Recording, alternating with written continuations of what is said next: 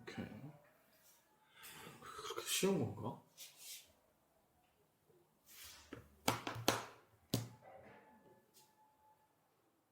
여기 보면 제조업을 영위하는 법인이나 음. 상장 가능성이 있는 법인한테는 이건 3년 이상 돼야 되는구나.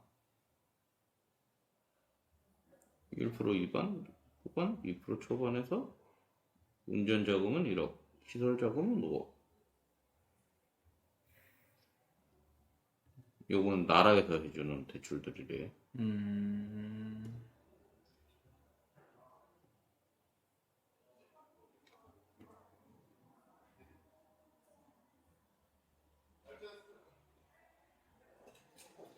근데 이게 가능하니까 그 부동산 갭 투자하는 사람들이 1,000만 원, 2,000만 원 가지고 그렇죠. PB도 법인 해가지고 두루룩 하는 거잖아요. 맞아. 그런 거를 보면은 아니 쟤네들도 뭔가 그렇게 금융 지식이 빡빡해서 하는 건 아닐 텐데. 그거 가지고 뭐 물론 지금은 골머리를 싸매고 있겠지만 그 당시에는 또 월세 받는 걸로 떵떵거리면서 살면서 마세라티 끌고 다녔을 텐데 그런 생각이 들더라고요. 그러니까 얘네들은 그냥 또 법인이니까는 퉁치고 날라버리면 그만이니까 또 퉁치고 날라버리면 그거지. 법인 파산. 법인 파산이 된다고 해서 개인한테 뭐가 와? 개인한테 뭐가 오지는 않겠죠. 자기가 처음 투자한 자본금이 날아가겠죠. 법인은 어떻게 법적으로 보면 개인의 한 인격체로 봐주는 거잖아요. 얘의 돈인 거고 법인 대표는 월급쟁이인 거지. 법인 대출과는 상관이 없겠죠. 그럼. 개인 사업자라면 문제가 되겠죠.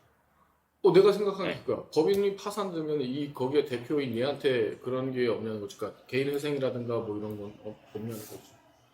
없지 않을까요? 개인적으로 이 회사를 운영하면서 개인적으로 빌린 돈이 아니라면? 그럴까?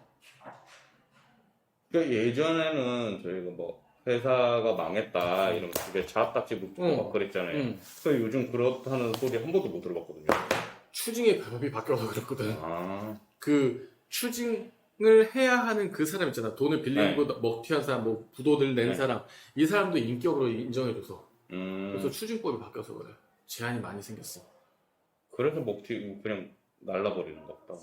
그런가? 그런 생각을 좀 해봐가지고 저희 큰 누나 매형도 목수고 저희 작은 누나네 매형도 목공박 이런 거를 조금 배웠으니까 차려가지고 둘이 운영하라고 하고 직원을 두겠다? 벌써? 운영해서 가구 만들어서 팔면 되죠. 가구. 하고 저는 구석에서 위스키나 담그고 팔고. 위스키. 그렇구나. 위스키 만들어서 타겟층은 이제 태어날 애기들의 연도에 맞는 생산품을 애기 아빠들한테 파는 거예요. 그 얘를 사놓으시고 20년 뒤에 애기가 성인이 되시면 같이 따서 드세요. 괜찮다. 컨셉. 의미 있다. 네. 아빠들의 로망이 그런 거잖아. 우리 애가 처음 먹는 술은 아빠와 함께. 아들이든 딸이든 상관없이. 아빠들의 로망인데 괜찮다. 근데 거기에 이제 보통 위스키는 생산 연도가 찍혀 있진 않잖아요. 그렇지. 이건 몇 년 됐다. 이것만 표시되어 있지. 몇 년 숙성을 시켰다만 표시되어 있는 거지. 그렇지. 생산 연도가 안 돼 있는 거는 얘를 증류한 애들을 섞어서 만들잖아요. 품질을 일정하게 만들기 위해서. 그러다 보니 그런 건데 그냥 예를 들어서 그 해 생산된 보리로만 만들어서 위스키를 해서 한 몇 년 숙성시키고 출시를 할 때 와인처럼 생산 연도를 찍는 거죠. 그럼 보리 품종에 어떤 날은 좋은 연도가 있고 안 좋은 연도가 있을 거잖아요. 그럼 맛도 조금 달라지겠지만 증류주기 때문에 와인처럼 그렇게 갭이 크지도 않을 테고 그래도 우리 애가 태어난 연도에 생산된 위스키를 사놨다가 20년 뒤에 먹으면 되게 뭔가 의미 있을 것 같아서 그렇지. 그런 사업을 해볼까. 괜찮다. 네. 나도 한국에는 위스키가 거의 없으니까 한국산 위스키는 없잖아요. 위스키는 우리만 냅니까? 우리말로 하기에는 조금 어려운데 우리나라에 비슷한 술들은 소주죠. 분명히 따지면 그 초록색 병에 든 시판용 소주 말고 전통기법으로 증류한 소주들 전통주. 근데 한국에 있는 그 증류주들은 숙성 기간이 길지가 않잖아요. 오크통에 숙성을 한다거나 이런 게 없으니까. 그래서 그런 차이가 생기는 거지. 방식이나 원재료 같은 경우는 비슷합니다. 그러면 걔네들이 상품의 값어치를 높이는 그 숙성이라는 게 네. 만들었어, 완성됐어, 병에 담았어, 밀봉했어. 이걸 이렇게 해서 숙성시키는 게 아니잖아. 네, 오크통에 넣어서 숙성을 시키죠. 그러면 방금 이런 식으로 상품의 값어치를 높이려면 이걸 얘한테 숙성시키는 게 아니라 내가 갖고 있어야 되는 거네? 그죠? 그러니까 라벨에다가 생산 연도를 찍는 거죠. 증류한 연도를 찍는 거죠. 증류를 해서 오크통에 처음 넣은 연도, 그 연도가 기준이 돼서 애가 성인이 될 때쯤 한 20년 숙성됐잖아요. 그거를 제품으로 나오면은 20년 전에 숙성된 그 위스키가 딱 나오잖아요. 그럼 거기 제품 연도가 찍혀 있으니까 우리 애가 태어났던 연도네. 바로 살 수 있는 거죠. 그러면 호영아, 이 위스키를 담은 그 오크통을 숙성시키는 그 오크통이 개인화는 안 돼? 개인화야? 그러니까 우리가 킹스맨스 봤던 이만한 오크통에서 숙성시킨다는 거 아니야? 조그만한 통도 있기는 있는데 예를 들어서 이제 보통 가정집이라면 가정집에서 겨울에는 보일러 틀고 여름에는 에어컨 틀고 온도 변화가 심하잖아요. 온도 변화가 심하니까는 오크통이 썩을 수도 있어요. 통 자체가. 그래서 변질이 될 수 있는 위험이 좀 있으니까. 그래서 걔네들도 그 미국에 있는 와이너리나 이런 데 가면 전부 다 지하에 땅굴 파가지고 온도 습도 일정하게 유지한 상태로 숙성을 시키잖아요. 그런 것도 한몫을 하죠. 그게 그러면 이게 개인화가 그 온도 습도 차이면 네. 내 생각엔 방금 든 게 이게 지금 김치랑 비슷하거든? 네. 그럼 집에 김치 냉장고 있잖아. 네. 그럼 여기다 넣으면 안 될까? 김치 냉장고의 김치 숙성 온도랑은 다르지 않아요? 그럼 냉장고로 만들어야겠네. 그 땅굴 파서 넣는 거랑 땅굴 파서 넣는 오크통 온도랑 김치랑 비슷할 것 같은데? 비슷한가? 그럼 김치 냉장고에 넣어도 되겠다. 네. 김치 냉장고에. 그런 방식으로 해도 괜찮은데요?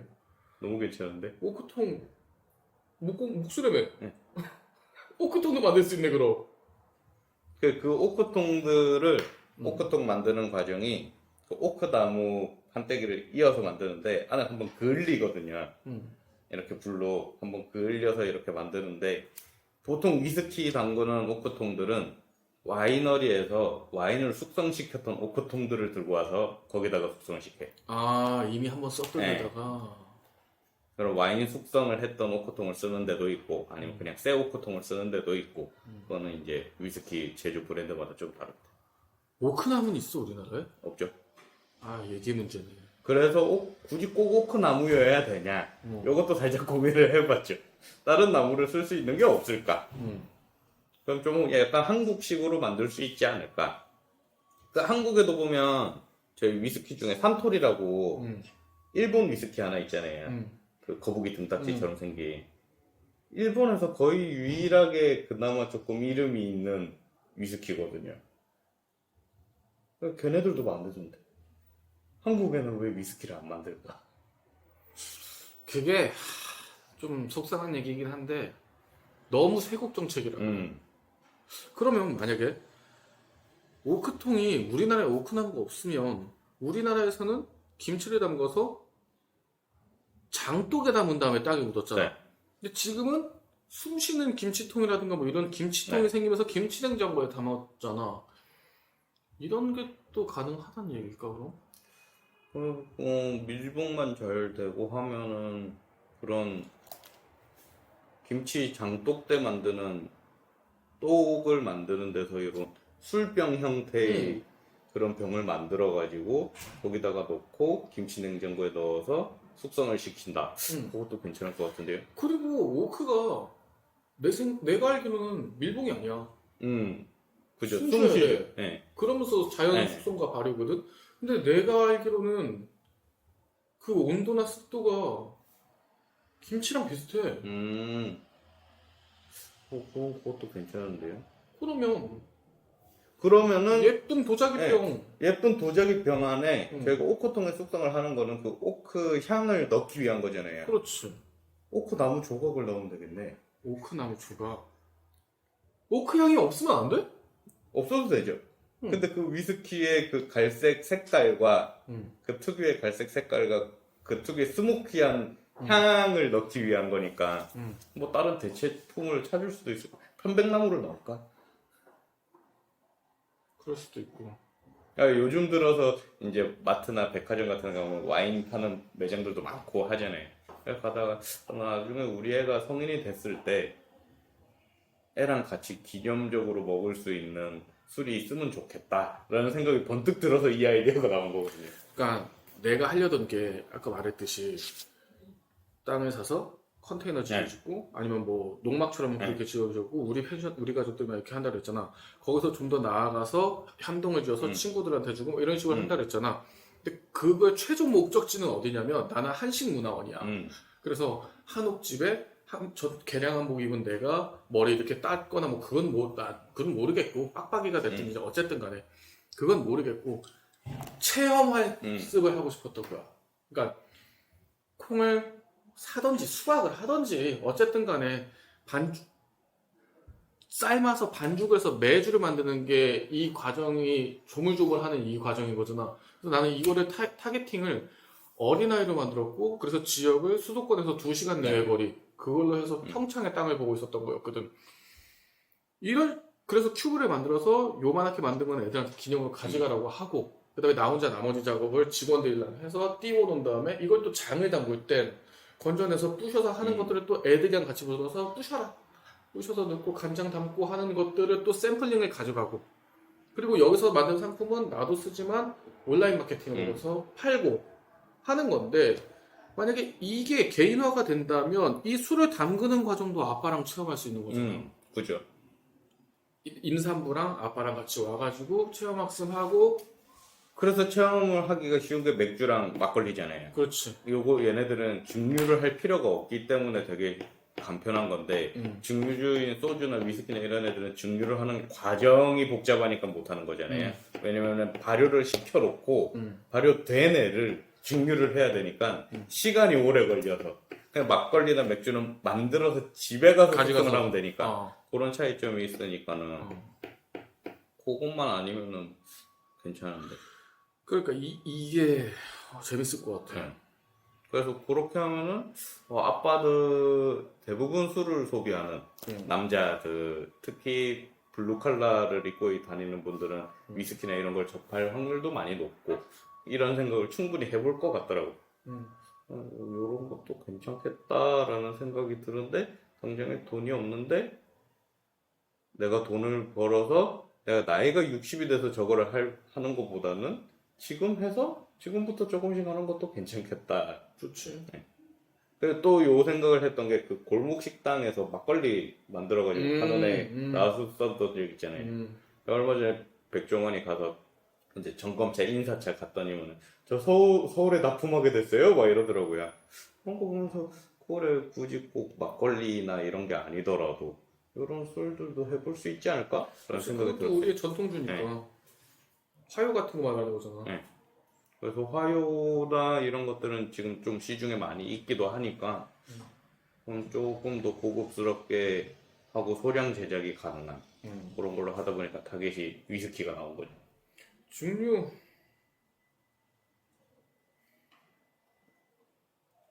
350ml면 증류하는데 오래 안 걸릴 것 같은데. 350ml는 그렇게 오래 안 걸려. 그러니까 350ml 한 병 만든다 치면 아니면 700ml 하나 만든다 쳐도 오래 안 걸릴걸? 그 미리 숙성돼 있는 그 탁주 형태의 발효된 액체만 미리 구비가 돼 있다면 그러면은 뭐 발효된 애를 그대로 냅두고 증류기만 해서 증류하는 체험만 하는 것도 방법이죠. 그렇지. 증류 체험 아니면 풀 체험. 네. 담그는 체험, 증류하는 체험 까지만 하면 집에 가져가는 거네. 그럼 이 2번 체험을 하면서 1박도 하고 하면 되겠네. 발효돼 있는 거를 예전에 만들어놨던 발효로 증류를 시켜주고 그 앞에 제조하는 단계들은 체험대로 따로 하고 증류는 증류대로 따로 하고 그 날짜가 다르지. 네. 날짜 다르게 해서 그렇게 해도. 이날 왔으면 100일 있다 또 와서 네. 증류하는 체험하세요. 이렇게 하는 거지. 그렇게 해서 애가 성인이 됐을 때 같이 딱 열었을 때 그 느낌이 좋을 것 같아서. 그러니까. 한국 아저씨들은 당분주밖에 몰라가지고 맨날 말벌에다가 술들이 붓고 하잖아요. 근데 사실 위생에 되게 안 좋잖아요. 엄밀히 따지면. 저희 아버지 막 집에 매실주 담근다고 매실 담궈놨는데 그 위에 곰팡이 막 이렇게 둥둥 떠다니는 거 보고 안 먹고 싶거든요. 그런 점에서 좀 괜찮지 않을까? 재밌을 것 같다? 그런 생각이 들어서. 맞아. 나도 하고 싶은 게 장, 청, 그 다음에 술 이거였거든. 아, 차 이거였거든. 그러면서 사계절이 있고 계절마다 나오는 게 다르니까 하고 싶었는데 거기에 위스키도 증류주도 괜찮아. 하긴 이 술에 증류주가 있긴 있었는데 나는 막걸리 생각했어. 그냥 막걸리거나 기껏해야 소주. 근데 뭐 소주도 증류주. 네. 그러니까 소주는 그냥 증류해서 물 좀 섞어서 바로 먹는 거고 걔는 조금 숙성하는 기간이 좀 필요하다? 그 정도 차이니까. 그걸 그래서 돈이 필요한데 뭘로 하면 될까? 법인을 차릴까? 이렇게까지 간 거지. 그렇구나. 우리 둘 중에 한 놈이 먼저 하겠구나. 오케이. 그런 부분이 조금 요즘 막 이런저런 아이디어를 생각하고 있습니다. 요즘 막 그런 병원들도 그렇고 보험업계의 그런 문제들도 그렇고 살짝 겁이 나기 시작하더라고요. 뭔가 잘못 걸려가지고 내 코드가 강제적으로 삭제될 수도 있겠다는 생각이 들더라고요. 뭐 경찰서에 잡혀가는 분들도 많고 막 이러니까. 그래서 혹시나 뭐 그렇게 된다면 내가 뭐라도 먹고 살려면 아이템이라도 있어야 되겠다라는 생각에서 그런 생각을 해봤습니다. 맞아. 내 사업이 있어야 돼. 40페이지 보면 밑에 연금술사들이 즐겨 쓰는 표현 중에 우주가 있다라고 있는 게 있잖아. 네. 우주는 늘 개인의 성장과 필요한 과제를 정확하게 보내준다. 이게 지금 우리가 계속 떠드는 그 우주신 그것부터 시작해서 시크릿도 여기에 결국은 포함되는 내용이고 이 얘기가 계속 반복돼서 나오는 게 정말 이게 정답인 건지 아니면 우리가 좀 전에 얘기했듯이 다 짜집기를 해서 그렇게 된 건지. 근데 굳이 내 생각은 그래요, 호영아. 굳이 그거를 뭐가 옳다 네. 아니다 짜집기는 아닌데 그걸 파헤칠 시간에 차라리 그냥 그런가 보다 하고 좀 더 나에게 맞는 방법으로 네. 개선하거나 나에게 부족한 걸 채우는 게 더 나은 것 같아. 그래서 저는 짜집기가 나쁘다는 생각은 안 들고 그냥 제가 짜집기를 해볼까. 왜 출판을 할까. 그리고 또 되게 인상 깊은 장면이 하나 있고 되게 궁금하면서 했던 장면이 있는데 여기 58페이지 여기 밑에 문단 뚱 떨어진 거 보면 내가 누구인지 정확하게 말해줄 수 있는 사람을 구하라.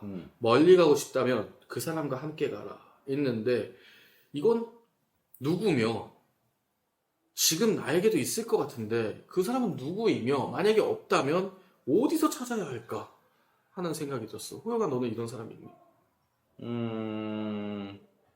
정확하게 얘기해 줄 수 있는 사람? 내가 누구인지 정확하게 말해줄 수 있는 사람 없는 것 같은데요. 그치 네. 나도 없어.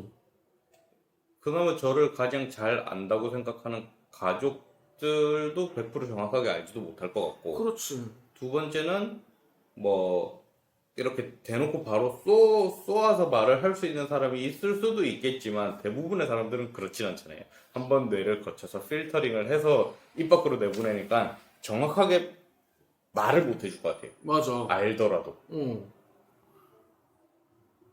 그냥 팩트를 얘기해 주는 건데 어떻게 보면 독설일 수도 있고 네. 어떻게 보면 진짜 현실 그대로를 얘기해 주는 건데 그런 사람이 없는 것 같아.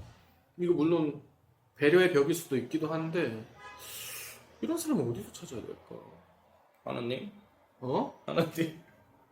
아, 그리고 이거를 얘기해주는 사람도 자기가 살아왔던 인생의 경험과 그냥 본인의 주관이 섞여서 말을 하게 되잖아요. 그치. 그럼 100% 객관적으로 정확하게 누군지 말해줄 수 있는 사람은 신밖에 없지 않을까요? 살아면서. 네. 씨는 사람이 아니잖아. 누구냐? 누굴까? 유기한테 붙어있는 제갈공명이 이런 사람일까? 근데 제갈공명이 정말 이런 얘기만 했을까? 그건 아닌 것 같거든. 삼국지의 네. 내용만 봐도. 샤브샤브도 좀 한 거고. 응. 아, 참. 그 유비도 사람인데 독설만 하면 기분 나빠가지고 데리고 있겠냐는 거죠. 그렇죠. 생각보다 감성적인 아저씨인데 자기 아우들 죽었다고 바로 출진 명령 내린 사람인데 이런 사람을 만날 수 있을까? 대표님한테 물어볼까? 대표님 이런 사람이냐고? 있으실 거예요? 없으실 것 같은데. 네, 한번 물어봐 볼게.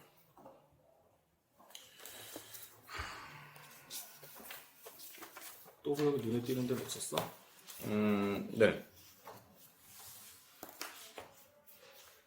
난 요것도 인상 깊었어.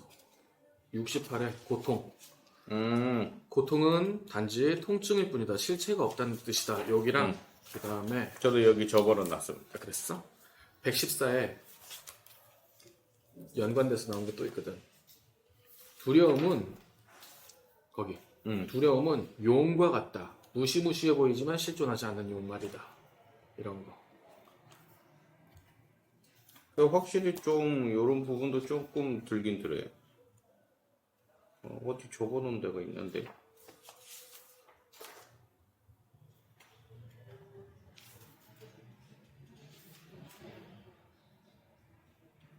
어디 있는데? 어디 적어놨지?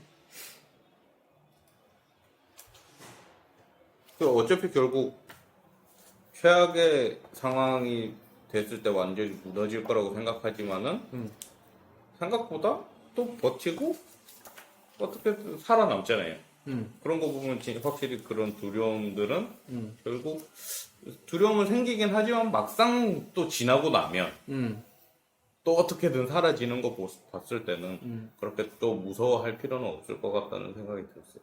맞아. 지나고 나면. 네. 요 부분에 대해서는 이제 또 어제 산책을 하는데 자꾸 벌레들이 들러붙잖아요. 요즘 봄이라서. 와이프가 애가 태어났는데 나는 벌레가 너무 무서운데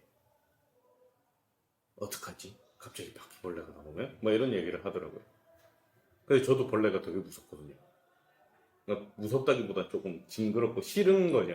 싫은 거였는데 요즘은 별로 안 무섭더라고요, 벌레가. 곧 애가 나올 거라서 그런 건지 뭐 결국 제가 잡아야 되니까 그런 건지 모르겠는데 요즘 드는 생각은 그래, 요만한 애인데 내가 이렇게 퉁 하면 없어지랜데 굳이 내가 얘를 무서워해야 되나 생각을 하고 나니까는 그 뒤로 벌레가 별로 안 무섭더라고. 그렇구나. 예전에 왕팔이 나오면 막 진짜 호들갑이라 호들갑을 다 떨었는데 요즘 그런 거는 좀 없어진 것 같아요. 그렇구나.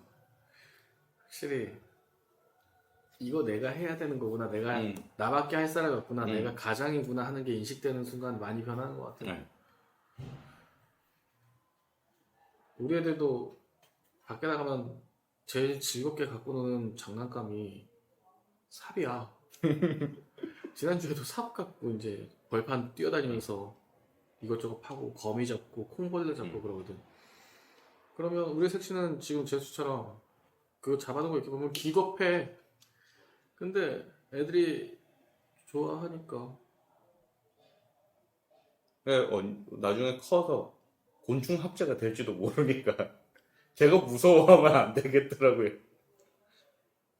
곤충 학자의 재능이 뛰어날지도 모르는데 그런 앞길을 좀 막지 말아야겠다 생각을 하니까는 벌레가 별로 안 무서워졌어요.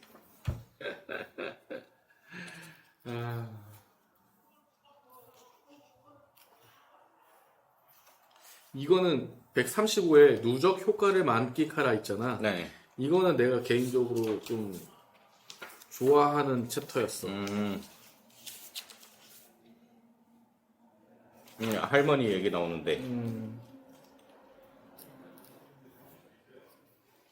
여기 실행력이 뛰어난 사람은 실행력이 뛰어난 사람은 빛처럼 빠른 속도로 일을 처리하는 사람이 아니다. 내가 지금껏 만나본 엄청난 실행력을 가진 사람들의 대부분 시간을 들여 빈틈없이 일하는 사람들이었다. 그들은 오늘의 할 일에 집중하는 사람들일 뿐 거창한 계획을 천재적인 감각으로 이루어 나가는 사람들과는 거리가 멀었다.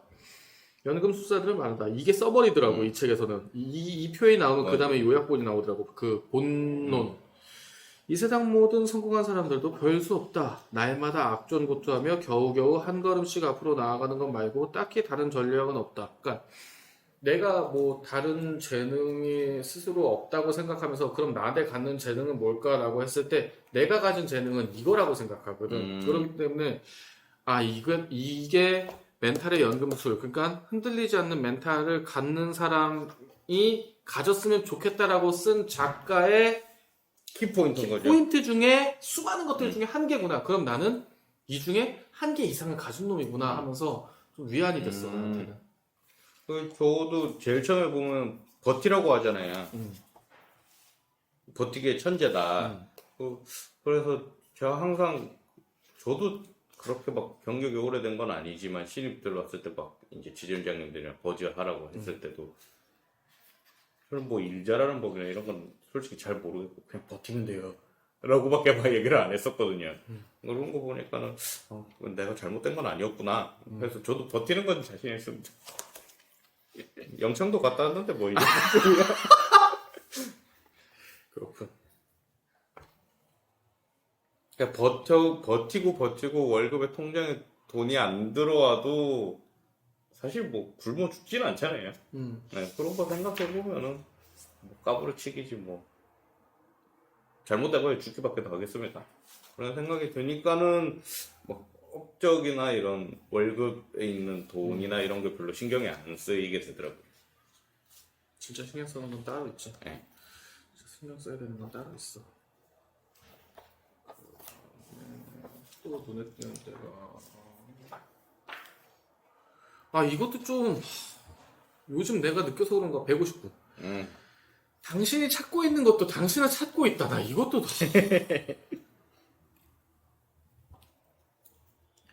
아까도 이 챕터가 내가 마음에 남아가지고 아까도 호영이랑 얘기했는데 이미 내가 하고 싶은 거, 내가 되고 싶은 거, 내가 갖고 싶은 거, 세상에 이런 게 좀 있었으면 좋겠다라고 하는 걸 검색해보면 있어. 그리고 심지어 어떤 경험도 해봤냐면 나는 왜 피아노는 꽂아가지고 헤드폰 써서 하는 혼자 들을 수 있는 전자 피아노가 있는데 왜 기타는 그런 게 없어?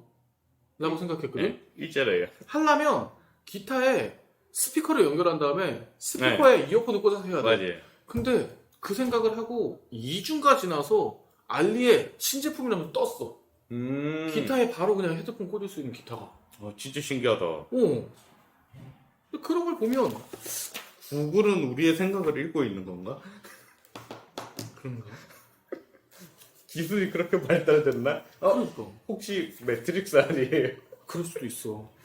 근데 그런 경험이 되게 몇 번 있어. 내가 뭔가 이런 게 있었으면 좋겠다라고 했는데 당장 검색해보니까 없어. 근데 좀 있으면 나와. 맞아. 이런 것도 몇 개 있었어. 이런 것도 마찬가지야. 이런 것도 항상 생각하고 있었거든.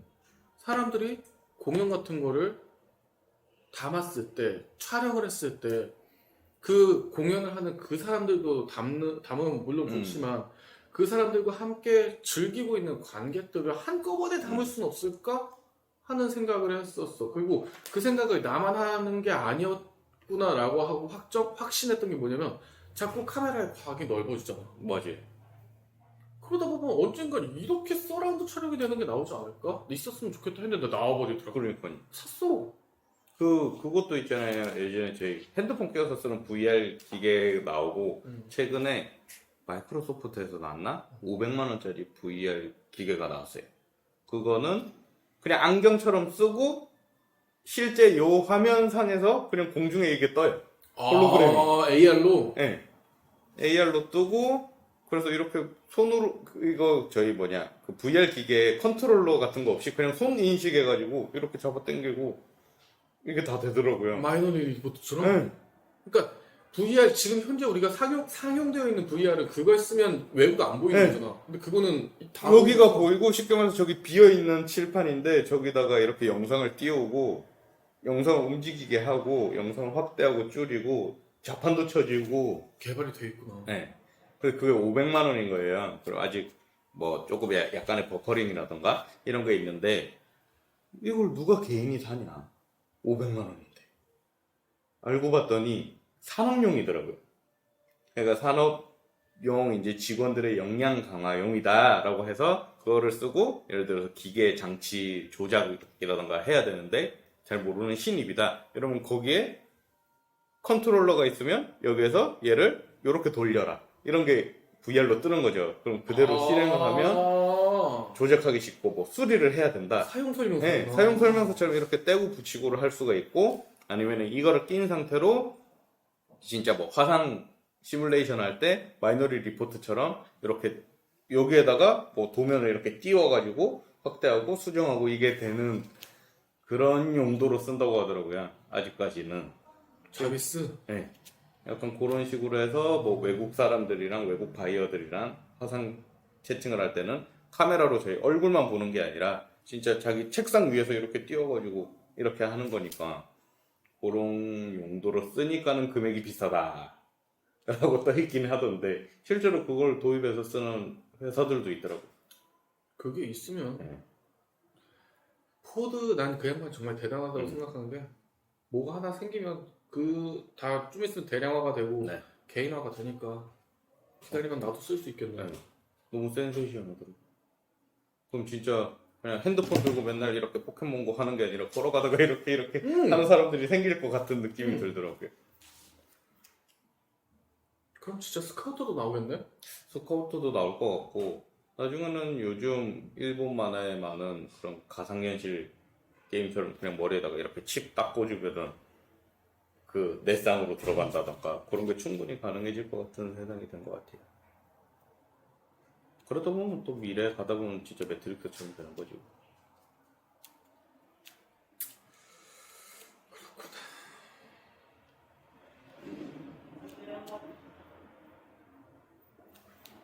정신 차려야 되는 세상이야. 네.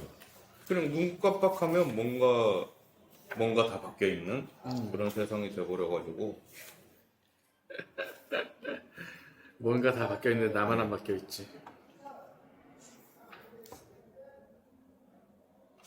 난 여기도 인상 깊었어. 195에 어떻게 실패할 것인가. 그러니까 사람들이 되게 많은 사람들이 인생은 뭐 아니면 도라고 생각하잖아. 근데 나는 그것부터가 그러니까 요즘 지난번에 얘기했듯이 이분법에서 되게 벗어나고 싶어 하고 있어.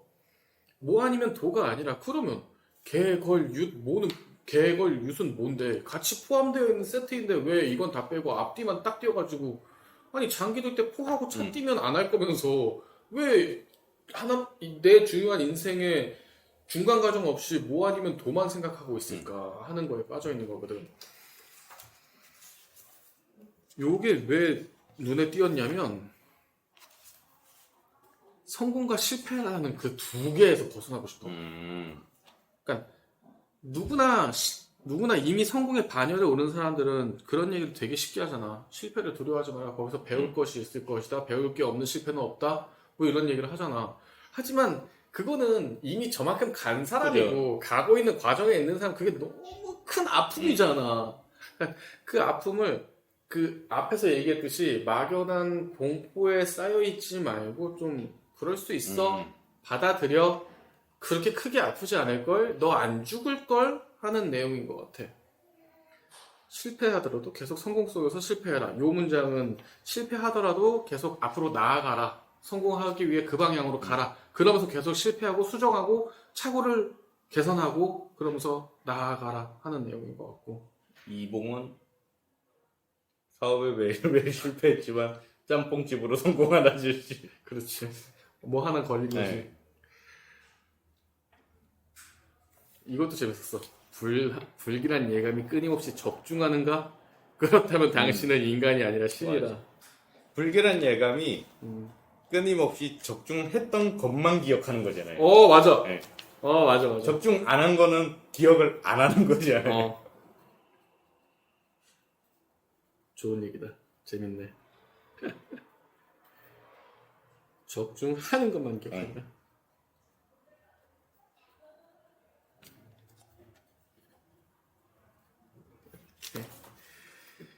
또 같이 보고 싶거나 눈에 띄는 데 있었어? 저는 딱 여기 2장까지만 읽었어가지고 아까 저 표시했던 그 부분들이 조금 위주로 생각이 났고 이 뒷부분은 대략적인 내용은 생각이 나는데 어젯밤에 약간 비몽사몽하면서 봐가지고 솔직히 막 상세한 내용이 엄청 기억나진 않았던 것 같아요. 그래? 나는 이 책을 보면서 본계적은 같이 안 했구나, 호영아. 그러니까 본계적이라고 해서 책을 읽는 방법에 대해서 쓴 사람이 있어. 네. 본 것, 깨우친 것, 적용한 것이거든. 그래서 요 책을 보면서 여태까지는 계속 보고 깨우치고 보고 깨우치고 보고 깨우치고 하고 스스로 혼자 적용한 거 이런 건 있는데 같이 적용해보고 싶은 게 이거였거든. 아침에 139. 일기를 써라. 아침에 일기를 써라. 왜 아침에 쓰라고 할까요? 이것도 좀 아침형 인간에 대해서 사람들이 많이 네. 권장하잖아. 아침에 뭐 활기차면 뭐 근데 아침에 활기차면 저녁에 피곤한 거 맞아. 이것도 맞는 말이고 아침형 인간과 저녁형 인간이라고 이렇게 두 개를 동시에 놨을 때 누군가가 그런 얘기를 했어. 아침형 인간은 아침에 열심히 하는 거고 저녁형 인간은 심야에 열심히 하는 거고 얘가 잘 때 얘는 노력하고 있고 얘가 잘 때 얘가 노력하고 있는 거고 똑같은데 왜 아침형 인간은 상대적으로 저녁형 인간들보다 지가 스스로 우월하다고 생각할까요? 하는 문제를 본 적이 있거든. 네, 저도 이 부분 읽으면서 꼭 아침에 해야 되나? 라는 생각을 했었거든요. 그래서 일기를 쓴다는 거를 뭐 거창하게 뭐 시간을 꼭 아침으로 안 정해도 좋고 내용을 거창하게 쓸 필요도 없고 뭐 우리 어렸을 때 일기 쓰면은 그런 친구도 있었잖아. 아침에 몇 시에 일어나서 밥을 먹고 몇 시에 뭐 하고 몇 시에 뭐 하고 몇 시에 뭐 하고 몇 시에 뭐 하고 몇 시에 뭐 하고 잠을 잤다. 이게 일기라고 쓰는 사람이 있는데 그런 거 말고 그러니까 여기서도 실행에 초점을 맞추도록 유도하라고 돼 있잖아요. 그러니까 뭐 그런 할 일을 썼다기보다는 뭘 할 것인가라던가 뭐 그런 그날의 느낌 뭐 이런 것들에 대해서 써야 되는 것 같다는 생각이 들었었어요. 요거는 이미 호영아 우리는 하고 있어. 이런 것들이야. 네. 이게 우리가 오늘 그날 해야 되는 것들을 쓰는 거잖아. 그래서 요거는 하고 있고 감사일기를 써보는 건 어떨까 싶어서. 감사일기. 사실 감사일기가 어려운 건 아니거든. 아까도 이 얘기가 하고 싶어서 헤딩의 얘기를 꺼냈던 건데 내가 있음에 집중하고 있는 거에 감사하는 거야. 그럼 이게 틀이 잡히고 습관화되면 사상이 바뀌어버리는 거거든. 그럼 사상이 바뀌어버리면 행동이 바뀌고 행동이 변하니까 결과치가 바뀌어지는 거거든. 그래서 감사일기를 길게 말고 열흘만 해보는 건 어때? 좋습니다. 열흘만. 그러니까 지금이 오늘이 22일이니까 22일이잖아. 네. 4월은 30일까지잖아. 그럼 8일만 써보자. 8일. 8일만 매일매일 이 다이어리에 호영이 다이어리가 어떻게 생겼는지 모르겠는데 이거는 있을 거고 혹시 뒤에 메모하는 게 있니? 있어요. 메모장이 있어? 이렇게 일별로 메모장이 있어? 일별로는 없어요. 그러면 아니면 제가 일기를 쓸 메모장 집에 저희 여분 메모장 엄청 많거든요. 그래? 그거 하나 해가지고 날짜 쓰고 조금 되지 않을까요? 별도로 하는 것도 좋은데 여기에 그냥 조그맣게 오늘 이게 감사합니다. 네. 이게 감사합니다. 이게 감사합니다 하는 건 어떨까 해서. 그것도 괜찮죠. 왜냐하면 별도로 쓰게 되면 나도 별도로 쓰는 다른 메모장이 있긴 한데 안 갖고 다니더라고. 아니면 저는 요 부분 아예 안 쓰거든요. 여기다? 네, 여기다가 해도 괜찮을 것 같은데요. 예를 들면 나는 21일에 감사했던 게 잠깐만 난 21일에 뭐가 감사했더라?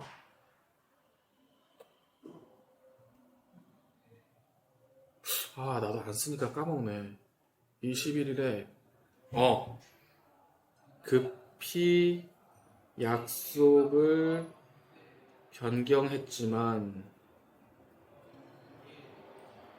웃으며 그럴 수 있다 라고 말해주는 사람이 내게 있음을 감사합니다. 난 어제 인상 깊었어. 그게 상담하려고 자료를 다 준비했는데 도착해보니까 이 가방을 안 챙긴 거야. 얘라이 싶어 바로 전화했거든. 변경할 수 있을까요? 아니면 제가 얼른 갔다 올까요? 그랬더니 내일 해요. 하고 그냥 쿨하게 얘기해 주더라고. 근데 사람이 이렇게는 생각해 줄 수 있는데 이 사람은 주로 생각하는 방법이 이런 식이야. 좀 마음의 여유가 있더라고. 근데 이런 마음의 여유가 있는 사람이 내 주변에 있다는 게 좀 감사했었어. 여기 칸은 좀 작겠다. 아니면 제가 요거 메모, 뭐 여기 끼워서 쓰는 양식 같은 것도 있거든요. 너 이거 똑같은 거 써? 네, 저는 요거 쓰고 있는데, 네, 요거 여기다가 하면 되겠다. 뒤에. 네. 근데 사실 여기든 중요하지 않아. 네. 그냥 쓰는 게 중요한 거지. 쓰는 것 하고 그 다음에 안 잃어버리는 거. 계속 들고 다니는 거. 그래서 요거를 30일까지만 같이 해보면 어떨까 해서. 요 감사일기하고 전 사과일기도 쓰고 싶어요. 아, 사과일기? 예를 들면? 예를 들어서 오늘 나 앞에 끼어든 저 아저씨한테 쌍욕을 했다라던가 죄송해요. 저희 옆집에 사실지도 모르는데. 알았어. 감사일기하고 사과일기? 그럼 나는 사과일기. 내가 어제 뭐 잘못했을까? 분명히 잘못한 게 있을 텐데. 와이프가 투덜댄 거에 삐졌다. 뭐 이런 거. 나도 생각해봐야겠다. 네. 그냥 갑자기 감사하니까는 그래, 사과일기도 써보는 것도 괜찮겠다. 사람들은 누군가에게 사과를 하는 거에 되게 인색한 편이잖아요. 감사도 인색하지만 이런 것도 이런 부분은 잘못했다. 뭐 그렇게 생각할 수 있는 부분도 반성하는 의미도 되지 않을까 싶어가지고. 그러게. 네, 짧게 한 줄 한 줄 뭐 이렇게 적는 것도 괜찮을 것 같아요. 오케이. 이렇게 한번 해보자. 딱 8일만. 요일기 편집해가지고 이런 내용이랑 섞어가지고 책 만들면 되겠다. 그렇지. 할만하지. 요즘은 진짜 그냥 자기 SNS에 올린 글들 편집해가지고 책 내는 애들도 많잖아요. 그런 것도 어플도 아예 있다네. 네, 브런치도 있고 그래가지고 걔네도 하는데 이게 나중에 책이 나와서 인쇄료 한 푼이라도 받으면 좋은 거 아니야? 라는 생각이 들더라고요. 그렇죠. 소득의 구멍은 꼭 하나일 필요는 없고 여러 개 있으면 좋은 거니까. 오케이, 그러면은 우리가 2장까지 함께 봤는데 나머지 한 장이 남았어요. 근데 오늘은 목요일이고 그렇다면 이 나머지 한 장은 토요일 날 하겠어? 토요일, 다음 주 화요일? 다음 주 화요일? 네. 오케이. 오늘은 여기까지입니다. 수고하셨습니다.